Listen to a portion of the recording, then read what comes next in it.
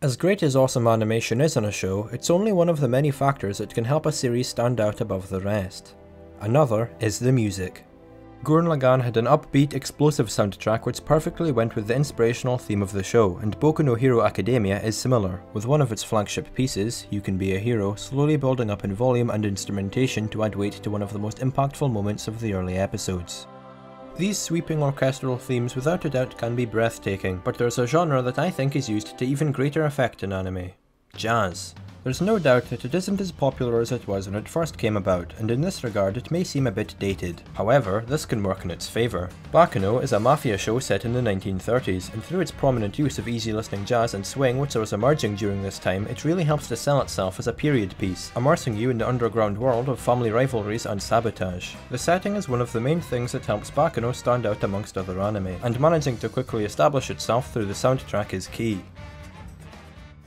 While the grandeur of Baccano and Cowboy Bebop's themes are great, let's not forget about lounge music, the slow-paced, more relaxed style of jazz heard, but perhaps not always noticed. Slow-paced political drama Aka 13 recently used this. In a show reliant on dialogue-heavy exposition, this type of jazz is perfect for scenes like this, never distracting from the importance of the moment. It also gives off an aura of sophistication which complements the well-dressed demeanour of the cast well.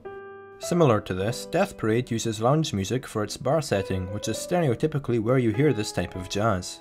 The show can be quite heavy at times with its psychological themes, and this music helps us to wind down after the intense games we witness, questioning the work the bartenders carry out.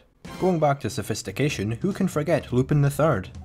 The series hits that sweet mixture of lightheartedness and genuinely touching subplots throughout its episodic format, and the James Bond-esque leitmotifs of its funky soundtrack perfectly encapsulate the bombastic nature of Lupin's thievery.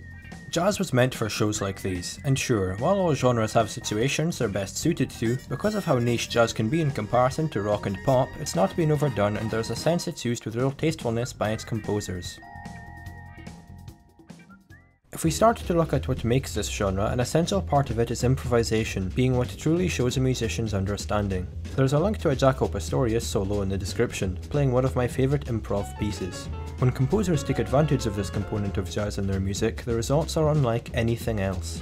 Mobile Suit Gundam Thunderbolt has the best musical accompaniment I've ever heard in a show. It makes use of the subgenre known as free jazz, known for its improvisation and not being bound to any conventional rhythmic rules. Basically, it sounds batshit crazy.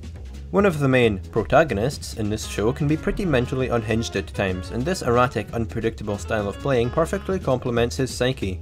The message the show tries to get across is how utterly disgusting war is, and through the glamorization the exciting soundtrack conveys, it helps to show how disposable troops in war can be, with those calling the shots being utterly disconnected from reality. Without the soundtrack, many of the moments in this show would not have the same impact, and it's definitely one worth watching to see how well the audio-visual relationship is done.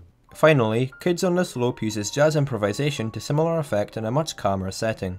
The story is a slice of life with the main characters overcoming obstacles, whether it be from a troubled past or teenage heartbreak.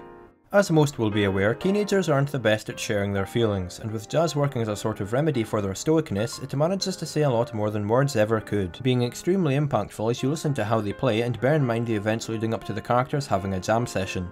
One character in particular, Karu, has his life transformed in this show as he tries to express himself and meet new people, and jazz is a direct reflection of this. He previously played classical music, which can be a bit rigid, and seeing him adopt a far more personal style of playing as he puts real feeling into his music is an excellent way to show his development. The show will often have minutes of jazz playing with beautiful animation and no dialogue, and it has been some of the most profound moments I've ever experienced in anime.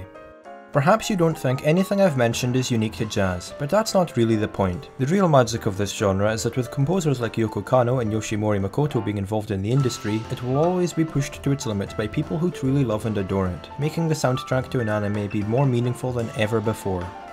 And that is why I think anime and jazz work so well.